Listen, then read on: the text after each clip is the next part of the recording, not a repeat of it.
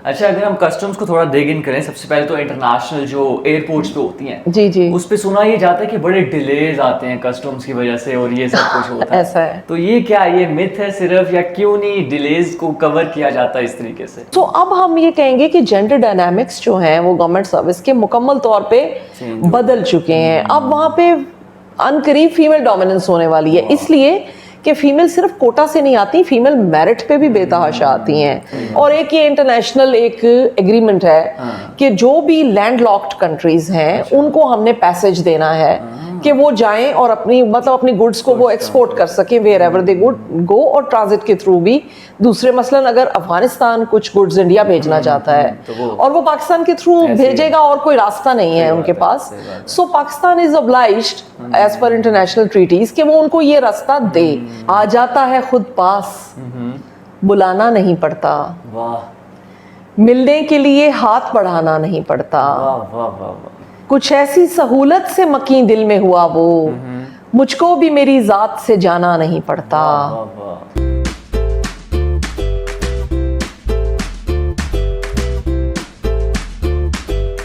अस्सलामुअलैकुम ख़वातीन व हज़रात, welcome back to a brand new episode of the local podcast. This is your host Raghib, और आज की जो हमारी शख्सियत हमारे साथ मौजूद हैं, अ ब्रिलियंट पोइट, और उसी के साथ साथ पाकिस्तान के लिए भी एक बहुत अहम किरदार अदा कर रही हैं। तो बगैर टाइम वेस्ट किए we have directed transit customs with us. Please welcome, we have Saima Aftab madam. Thank you so much ma'am for taking out time and coming to the local podcast. बहुत शुक्रिया। आपका शुक्रिया इनवाइट करने का। मैम, अपने career के बारे में बताएं, कस्टम्स में आपने एंड अप हुई, अपने बैकग्राउंड के बारे में बताएं, किस तरीके से शुरुआत हुई, क्या हुआ?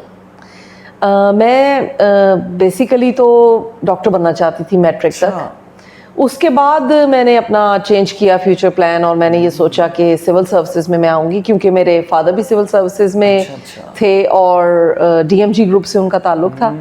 तो फिर मैंने मैथ्स, स्टैट्स और इकोनॉमिक्स जर्नल साइंसेज के साथ कनेट कॉलेज से बीएस किया। बीएस के बाद मैंने सिविल सर्विसेज के पेपर्स दे दिए और क्वालिफाई कर लिया।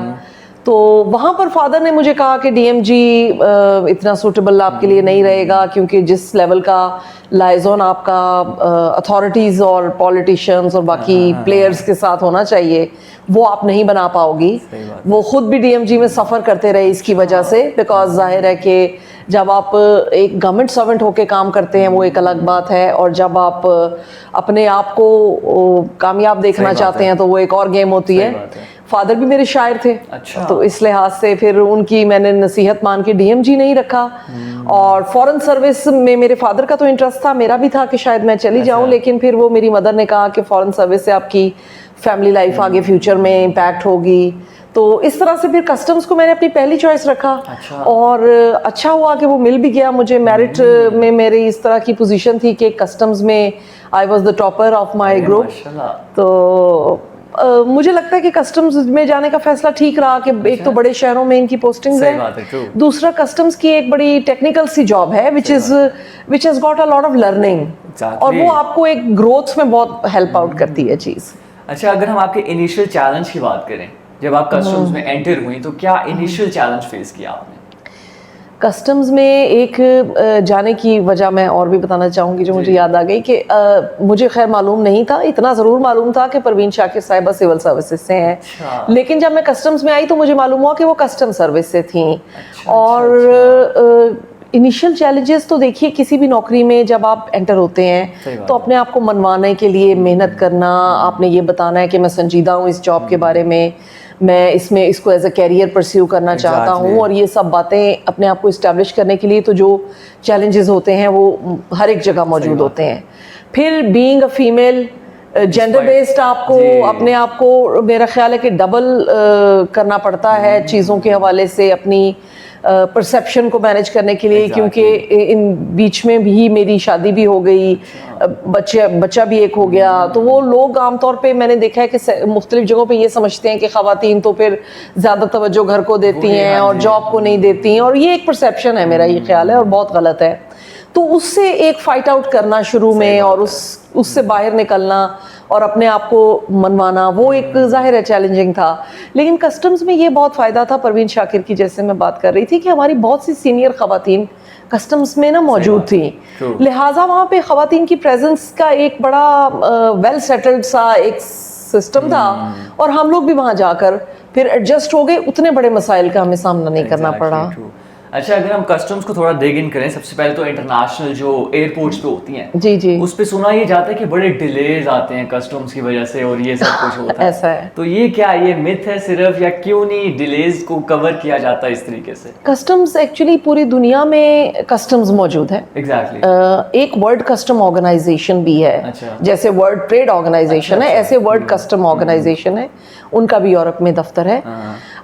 कस्टम्स के फंक्शंस दो हैं बेसिकली। एक ये है कि स्मगलिंग को रोकना, विच इज़ एंटी स्मगलिंग, और दूसरा ये है कि जो गुड्स पाकिस्तान में या किसी भी कंट्री में आ जा रही हैं उनको रेगुलेट करना कि लॉ के मुताबिक हो, उस मुल्क के कानून के मुताबिक हो, और उन पे टैक्सेस कलेक्ट करने का काम। इसमें पैसेंजर फैसिलिटेशन भी आ जाती है, जो आप एयरपोर्ट्स की बात कर रहे हैं कि जब पैसेंजर्स फॉरेन ट्रैवल करते हैं तो उनको भी चेक करना, और इस तरह से। जो डिलेज की बात आती है, नॉर्मली वो लोग काफ़ी करते भी हैं कि जी कस्टम के पास इतने दिनों से ये चीज़ पड़ी है और इतने दिनों से ये नहीं हो पाया।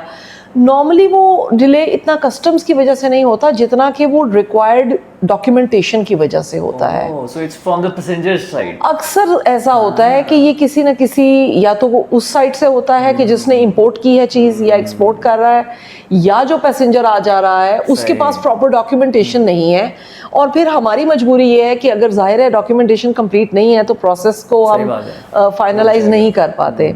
लेकिन मेरा ये ख्याल है कि कस्टम्स जो है वो पाकिस्तान में काम करने वाले बहुत से महकमों से बहुत ज़्यादा एफिशिएंट है। सही बात है। और हम वो काम दिनों में, मिनटों में और घंटों में करते हैं, जो कि बाकी महकमे जिस पे कई कई साल शायद गौर करते रहते हैं। True true true. और इंटरनेशनली भी एयरपोर्ट्स पे अगर हम देखें तो काफी स्ट्रांग है हमारी सिक्योरिटी भी, और कस्टम्स भी, काफी चीजें रुक गई हैं अब तो। बिल्कुल ऐसे। लेकिन अगर हम ट्रांजिट ट्रेड की बात करें, जो कि बॉर्डर के थ्रू व्हीकल्स के थ्रू होती हैं, उस पे काफी सुनने में आता है कि ये चीज स्मगल हो रही है या हो जाती है। तो वहां पर क्या लगता है आपको कि सिक्योरिटी की और बढ़ाने की जरूरत है या टेक्नोलॉजी का और यूज करने की जरूरत है, क्या सीन है? बिल्कुल आपकी ऑब्जर्वेशन ठीक है, इस तरह की परसेप्शन ज़रूर मौजूद है। एक्चुअली आपके भी इल्म में है कि पाकिस्तान जिस किस्म के बॉर्डरिंग नेबर्स हैं पाकिस्तान के, उनमें ख़ास तौर पे अफ़गानिस्तान जो है वो इतना ट्रबलसम इलाका रहा है हमेशा से कि, और इंडिया के साथ भी हमारे बड़े पेक्यूलियर डायनामिक्स हैं कि वो एक स्ट्रेन्ड रिलेशन हमारा हमेशा रहता है।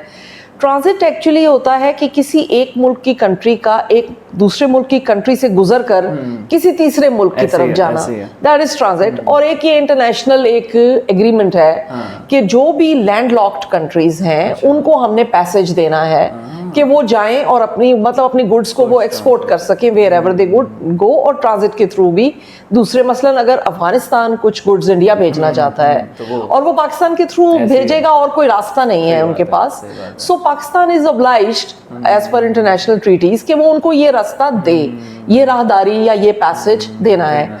अब जहाँ तक बात है स्मगलिंग की, तो उसमें यह है कि चूंकि अफगानिस्तान का काफ़ी सारा सिस्टम स्ट्रीमलाइंड नहीं है, तो यहाँ पर बहुत कंप्लेंट्स थी कि जी ट्रांजिट वाली चीज़ें जाती हैं, उसके गाब में स्मगलिंग वाली चीज़ें जाती हैं, फिर वो सारी स्मगल चीज़ें पाकिस्तान में वापस आके बिकना शुरू हो जाती हैं वगैरह, जिससे कि हमारी इकोनॉमी को ज़ाहिर है बहुत नुकसान पहुँचता है, ड्यू टैक्सेस कलेक्ट नहीं होते और कॉन्ट्राबैंड चीज़ें भी आ जाती हैं।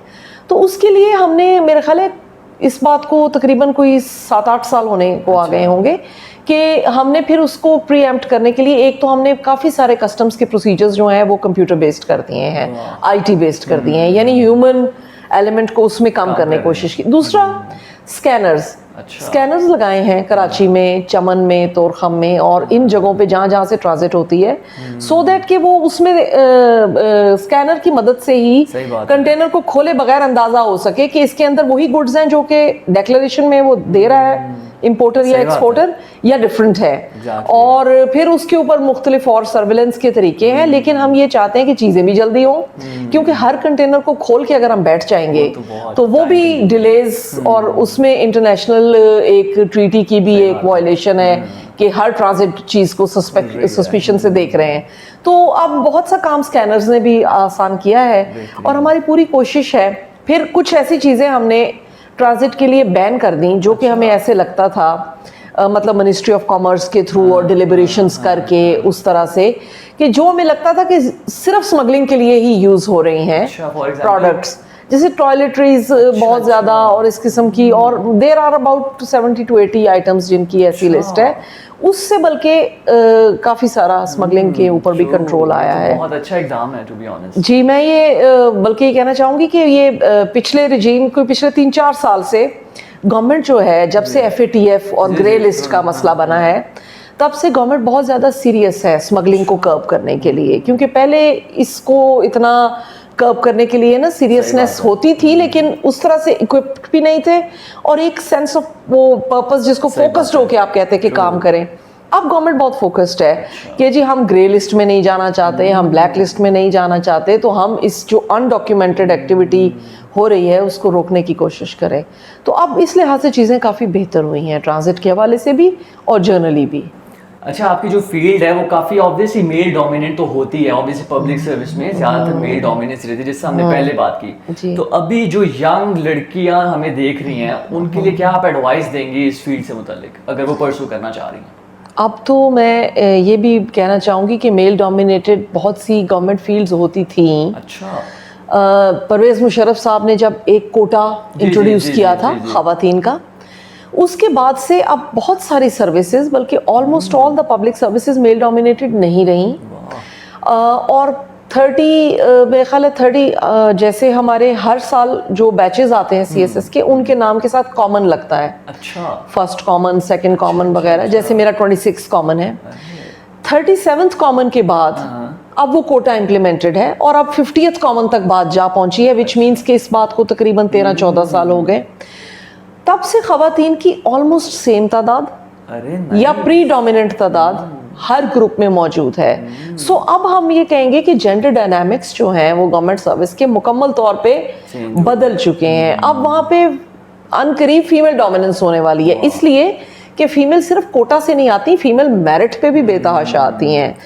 अगर एक बैच ऑफिसर्स का, कोई 200 ऑफिसर्स का बैच एक साल में सिलेक्ट होता है, तो उसमें 100 ख़वातीन है या 100 प्लस ख़वातीन है।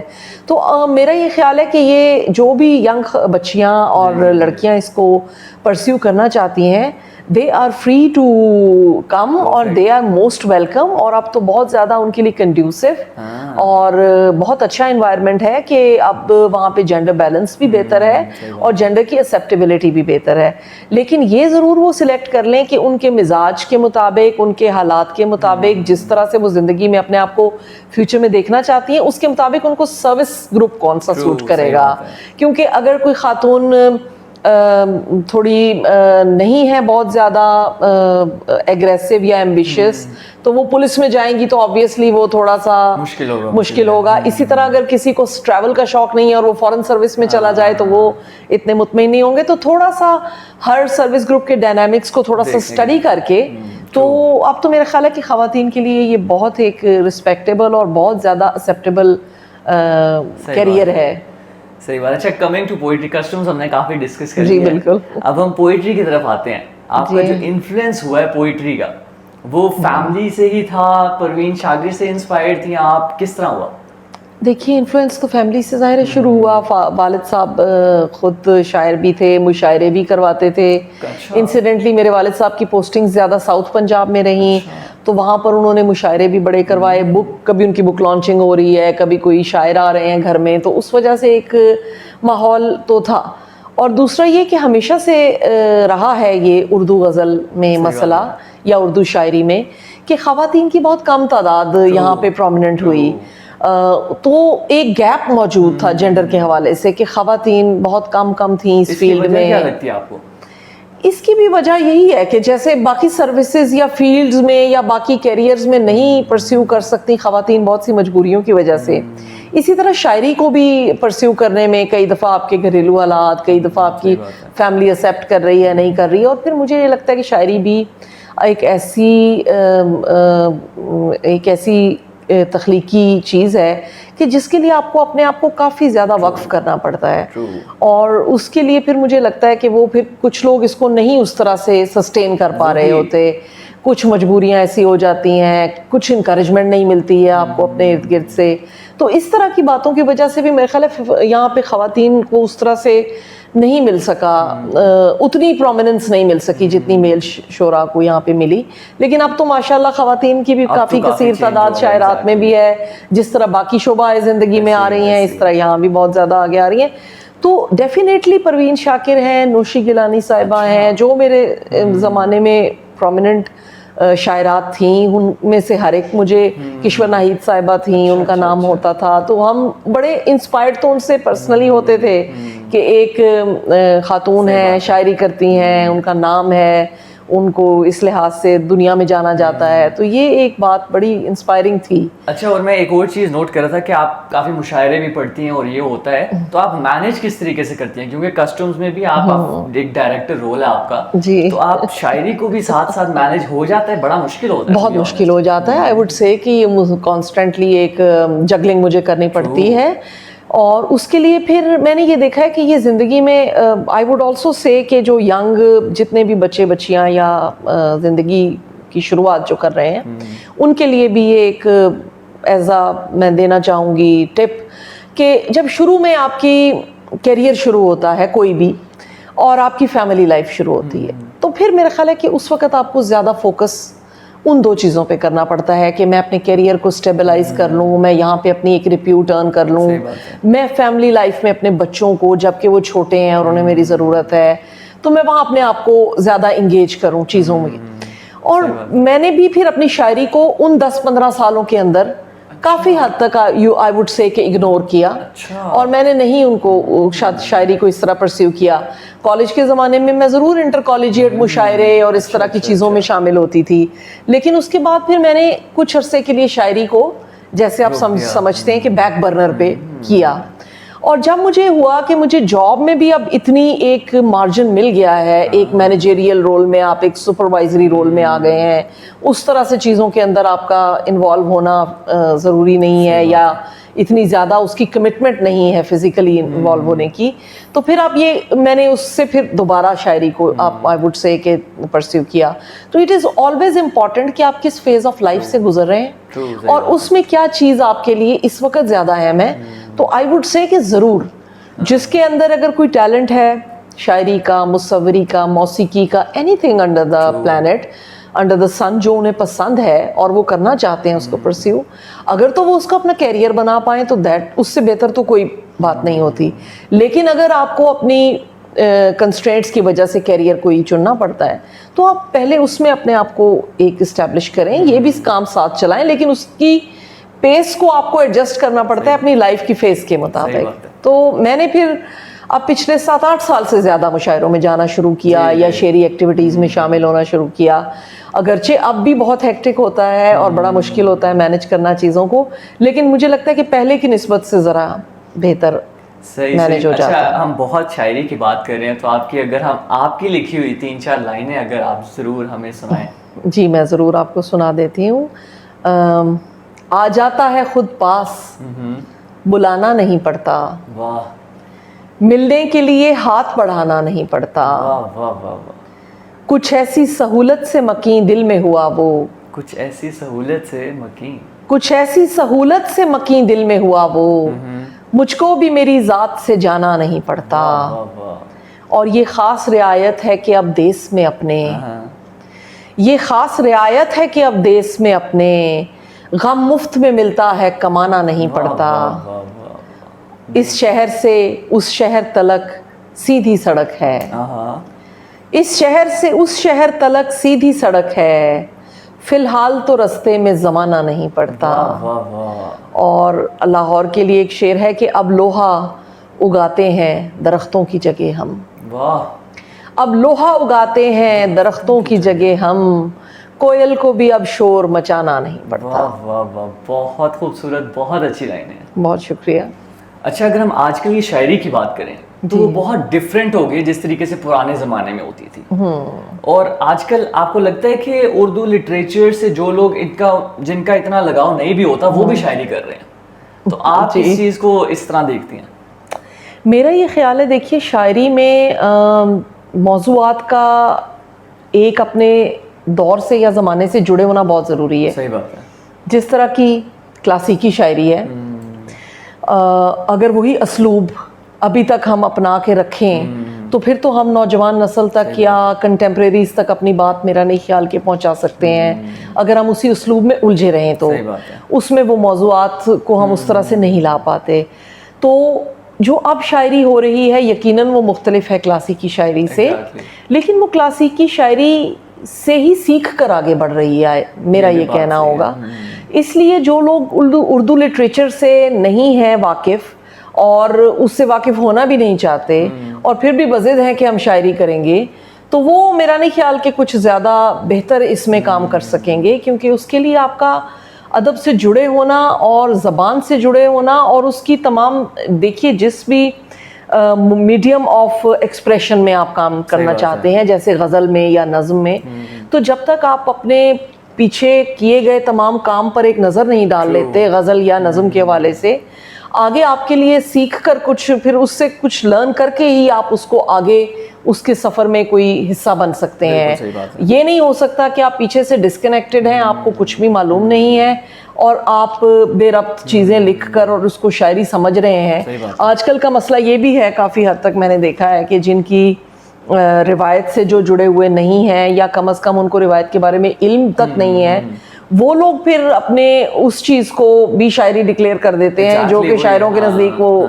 नहीं होती शायरी, और उस पर काफ़ी सारी तनकीद भी होती रहती है। तो मेरा ये ख्याल है कि ये बहुत ज़रूरी है कि आप क्लासिक से भी अपना रिश्ता इस हद तक कायम रखें कि आप उससे सीखिए कि कैसे मिसरे कहने हैं, किस तरह से नज़्म बनानी है, कैसे गज़ल होती है, और फिर आजकल के लोगों से भी जो सीखें। हर शायरी में, हर दौर में मैंने देखा है कि जो अच्छा शायर होता है वो किसी ना किसी तरह सामने आ जाता है। जो भी अपने मेहनत से चीज़ को तख्लीक करता है उसकी तख्लीक ज़रूर सामने आती है और वो दूसरों से अलग होकर अपनी पहचान भी बनाती है। बिल्कुल सही बात है। आप आजकल तो खैर मुशायरों पे भी जा ही रही हैं और आपको पता ही है कि हाल दौर में किस तरीके से कौन से शायर मशहूर हैं। जी बिल्कुल। तो आपकी अगर पर्सनल ओपिनियन लूँ मैं, आपको कौन सा आजकल शायर फेवरेट लगता है या अच्छा लगता है कि ये अच्छी शायरी हो रही है?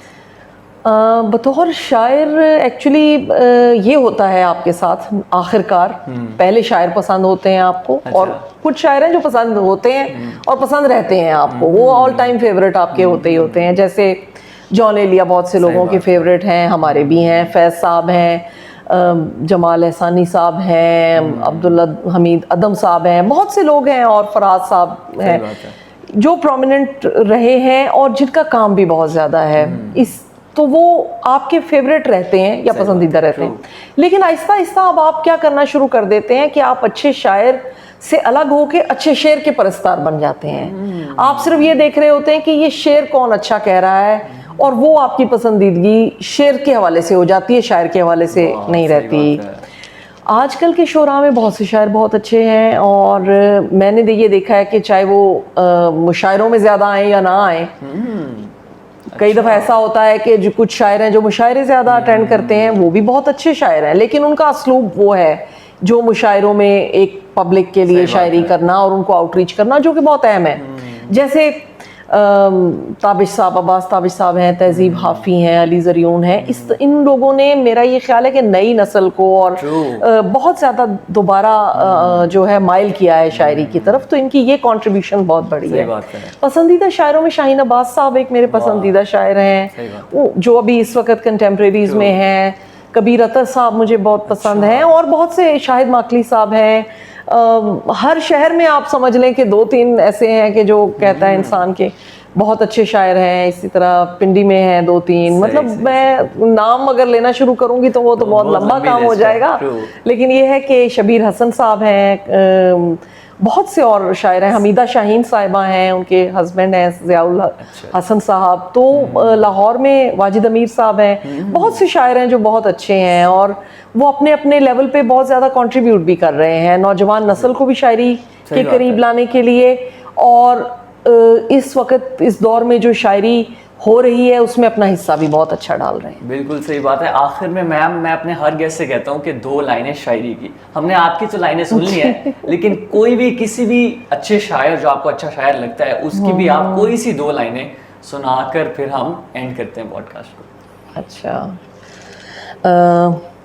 मैं जमाल एहसानी साहब के 2 शेर सुना देती हूँ कि आगाह मैं चिराग जलाते ही हो गया, दुनिया मेरे हिसाब से बढ़कर ख़राब है, इस कायनाते ख्वाहिशो इम्कान के उस तरफ, मंजर है एक और वो मंजर ख़राब है। वाह वाह वाह वाह, बहुत अच्छी लाइन है। बहुत शुक्रिया मैम, आपने टाइम निकाला, आप आई। आपका शुक्रिया, बहुत अच्छा लगा आपसे गुफ्तगू करके। उम्मीद करता हूँ जी आप लोगों को भी ये एपिसोड पसंद आया होगा। पसंद आया तो लाइक करें, कमेंट करें, शेयर करें और चैनल को लाजमी सब्सक्राइब करिएगा। मिलते हैं आपसे अगले एपिसोड में। अल्लाह हाफिज़।